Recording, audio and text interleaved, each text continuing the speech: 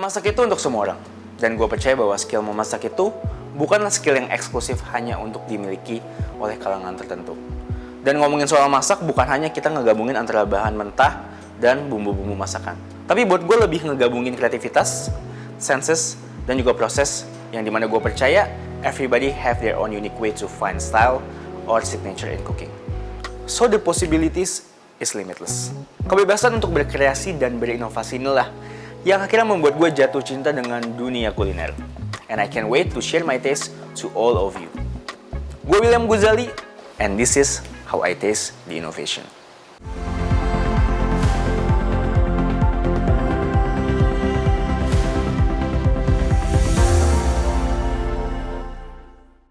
Oke guys, sesuai omongan gue yang tadi, di video kali ini kita akan membuat satu hidangan yang cukup simple, tapi gue akan pastikan rasanya tetap kompleks, ya kan, dan juga presentable. So hari ini kita akan membuat ayam bakar taliwang dengan berbagai macam kondimen yang seru-seru juga, mulai bikin nasi kecombrangnya, ada sambalnya juga, dan bahkan sampai kita bikin lawannya juga. Pokoknya ini adalah sebuah hidangan yang komplit yang bisa kalian bikin di rumah. Oke, ayo kita mulai sekarang. Nah, bikin masakan Indonesia ini memang terkesan agak complicated dan ribet, tapi sebenarnya enggak. Yang paling penting kita gunakan common sense kita ketika masak, oke? Hal pertama yang kita akan lakukan adalah kita akan membuat dulu bumbu dasarnya. Karena kita mau bikin bakso gede. Jadi kita masukin, nah biasanya kalau bakso gede itu menggunakan cabai yang fresh. Cuman gue entah kenapa lebih suka pakai yang kering karena menurut gue lebih intens. Jadi kita akan masukin cabai merah kering dan juga berbagai macam rempah-rempah yang bisa kalian lihat nanti. Terus ada juga bawang merah, bawang putih pastinya karena ini adalah bumbu dasar Indonesia. Dan minyak sebagai pelumas atau pelicin biar dia nggak seru. Kita haluskan.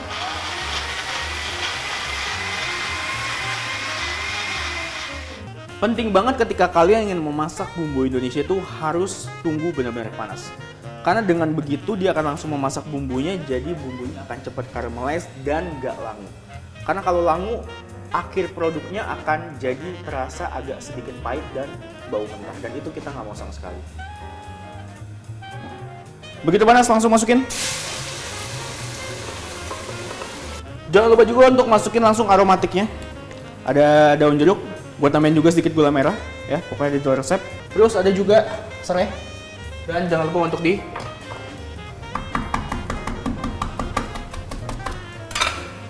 smash sedikit biar aromatiknya dan minyaknya juga keluar. Sambil nunggu bumbunya masak sampai matang, kita akan lanjut biar menghemat waktu. Oke? Kita akan ngesangrai kacang tanah dulu. Nah, ini ada satu teknik yang biasa gue gunakan untuk ngesangrai kacang biar tasty. Terus kita tuang kacangnya langsung di atas garam. Jadi garam itu sebagai pengganti si minyak untuk ngesangrai si kacang. Kenapa kacang perlu apinya kecil? Karena gue pengen dia benar-benar crunchy dan masak sampai ke dalam-dalam. Kalau misalkan apinya terlalu besar, yang terjadi adalah dia hanyalah termasuk di luar, tapi di dalamnya itu masih agak mentah. Jadi teksturnya nggak akan crunchy sampai ke dalam-dalam. Dan kita akan langsung masukin ayamnya. Kita menggunakan ayam kampung. Kenapa ayam kampung memiliki karakter daging yang sedikit lebih tough daripada ayam negeri? Tapi rasa esensi ayamnya itu lebih powerful, lebih gurih daripada ayam negeri. Jadi masukin air ya. Masukin air. Dan kurang lebih airnya ini sampai cukup nge-cover si ayam. Nah, twistnya di sini, biasanya kalau orang bikin ayam taliwang jarang menggunakan santan. Kalau gue suka menggunakan santan. Tapi jangan banyak-banyak, karena kita nggak mau bikin gulai. Oke, Hyundai lovers. Kita hanya menggunakan 2 sendok makan aja. Oke, ini kayaknya udah. Ya, langsung kita saring. Oke. Langsung di esek. Langsung sisihkan.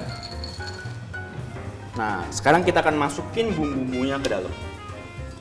Serai, keprek, lung, lalu kecombrang. Kecombrangnya ini jangan pakai semua karena akan terlalu too powerful. Jadi masak itu kita berusaha membayangkan setiap bahan yang kita taruh ke dalam itu akan berefek seperti apa. In that case, gue hanya pakai sepertiganya aja. Oke. Dan kita akan chop.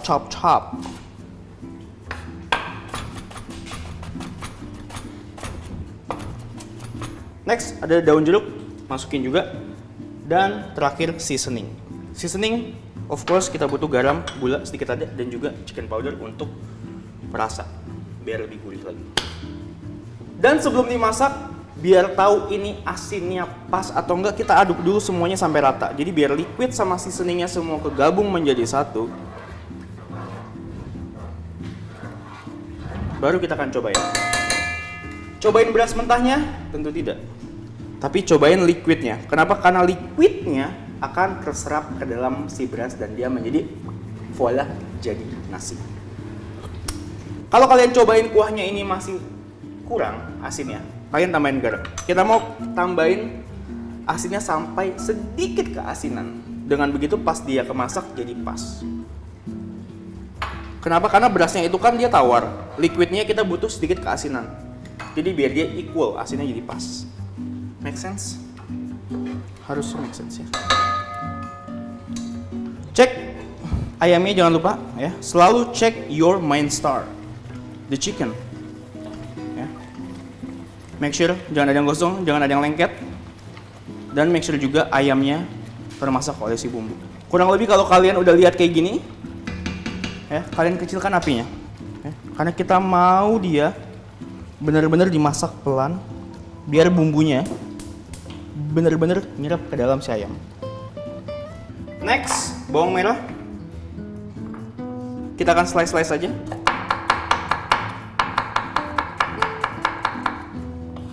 Terus pakai cabai rawit merah. Jangan ganti cabai rawit hijau karena karakter cabai rawit hijau nggak cocok dengan sambal ini. Gue nggak pengen terlalu pedas, jadi gue akan pakai sekitar 7-8 aja. Oke, sama. Kita akan iris-iris tipis.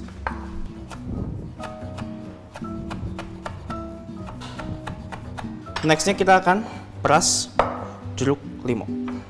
Kita pijit-pijit jeruk purutnya biar jusnya semua keluar.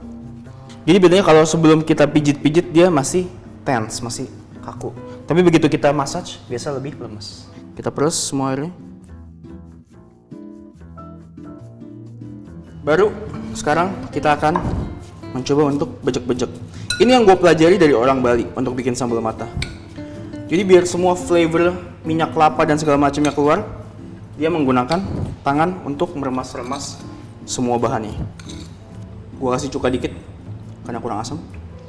Terakhir, biar lebih wangi, kita tuang sedikit minyak kelapa. Dikit aja. Jangan banyak-banyak. Setengah sendok makan aja cukup. Oke. Aduk. Nih. Terakhir, tomat. Bagi 2, bagi 4. Ini optional. Kalian kalau mau basah bisa pakai bijinya karena mengandung air cukup banyak. Kalau gue pengen dia lebih nggak basah, jadi gue akan buang si biji-biji dan sisa-sisa airnya, jusnya dibuang. Jadi tersisa hanya ininya aja. Make sure slow and low ya, jangan lupa. Kenapa low? Biar dia nggak cepat kering. Slow biar ayamnya punya waktu buat nyerap si bumbunya. Tutup lagi. Let it cook for a while. Balik lagi ke tomat. Oke. Kita akan potong dia dice atau kotak-kotak. Jangan terlalu kecil, jangan terlalu besar. Oke. Masukin. Oke, next kita akan bikin lawar. Lawarnya lawar kacang panjang ya. Kalau kalian biasa makan di Bali suka ada nasi campur, mau yang halal mau yang non halal, suka ada lawarnya. Lawar tuh kalau di Bali ada banyak banget. Ada lawar nangka, lawar buncis, lawar daun bunga pepaya, lawar apa tuh namanya? Jantung pepaya, dan ada juga lawar kacang panjang. Dan di setiap jenis lawar juga memiliki style masak yang berbeda-beda. Tuang minyak sedikit, minyak sayur. Oke. Biar lebih wangi, tambahkan minyak kelapa dikit aja. Wup. Dan ingat bumbu basa gede tadi ya. Kita akan gunakan secukupnya. Untuk kacang panjangnya boleh kalian blanch dulu atau rebus dengan air mendidih lalu kalian angkat. Itu teknik blanch namanya. Buat gue personally karena ini bakal kena dengan bumbu dasar yang berwarna kuning. Jadi no point untuk kita blanch untuk ngejaga warnanya karena bakal terkontaminasi oleh warna kuning anyway gitu. Tujuannya juga untuk lebih mempersingkat waktu, bikin lebih simple ya. Jadi kita nggak perlu di blanch. Langsung aja masak. Oke, bumbunya juga udah matang anyway. Jadi jangan masak kelamaan. Ya. Tuang kacang panjang yang udah kalian potong-potong seperti ini. Mau dipotong seperti ini boleh, mau dipotong panjang-panjang karena kacang panjang juga boleh. Dan tuang airnya juga jangan banyak-banyak guys ya. Tipis-tipis. Kita akan tambahkan kaldu, bisa kaldu sapi, kaldu ayam, terserah. Dan juga setengah sendok makan, atau dikit aja pokoknya, coconut milk.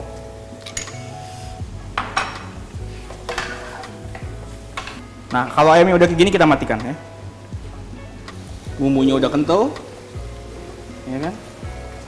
Ayamnya juga udah kelihatan warnanya jauh berubah lebih gelap, itu tandanya ayamnya sudah cukup meresap bumbunya.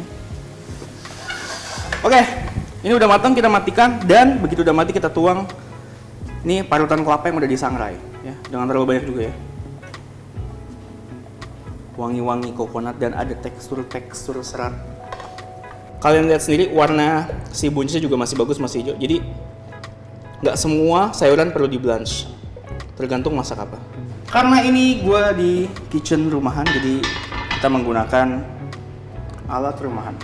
Tapi kalau buat jualan, of course kalian perlu alat bakar yang menggunakan arang kelapa, jadi biar lebih wangi lagi. Alright.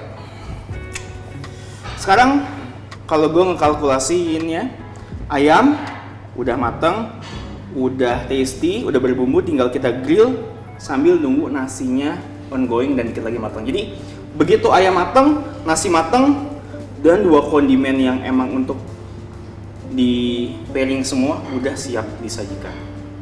Oke, dan kita akan siapin buat plating ya, pakai piring yang kalian punya yang nice and presentable ya kan. Karena ini Indonesian food, jadi gua akan menggunakan layer daun pisang biar tetap tradisional tapi looks-nya presentable, clean, modern. Kita tunggu sampai dia panas. In the meantime, kita akan ambil sedikit bumbunya untuk olesan nanti dan tambahin kecap. Jadi kalau kalian ngeliat ayam bakar suka dioles-oles atau ikan bakar oles-oles kan ada bumbu-bumbu dasarnya tuh. Nah ini dia. See this gorgeous chicken. Ya.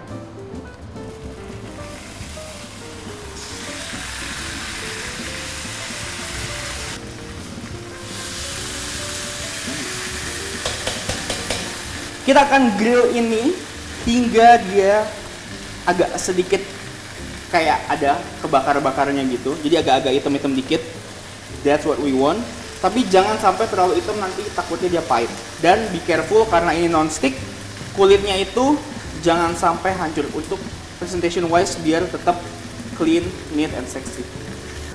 Oke guys, ini udah jadi. Ini dia ayam bakar Taliwang dengan berbagai macam kondimen dari lawar, ada sambalnya, kacang, dan juga nasi kecombrang yang menurut gua eksekusinya simple but very thoughtful. Kenapa? Karena kombinasi rasa, texture, dan juga keharmonisan rasanya semua menurut gua udah lengkap banget. Jadi buat kalian yang mau masak atau nyobain, bisa untuk langsung recook, resep mungkin ada di bawah. Dan gua harap dari workshop ini kalian bisa terinspirasi untuk meng-unlock mungkin hobi masak kalian atau bisa menjadikan ini sebagai resep yang untuk bisa kalian jual juga. Lastly, gue mau ngasih tahu kalau bakal ada giveaway dari Hyundai Indonesia. Caranya kalian tinggal follow @Hyundai Motor Indonesia untuk dapetin limited meaningful box versi gue.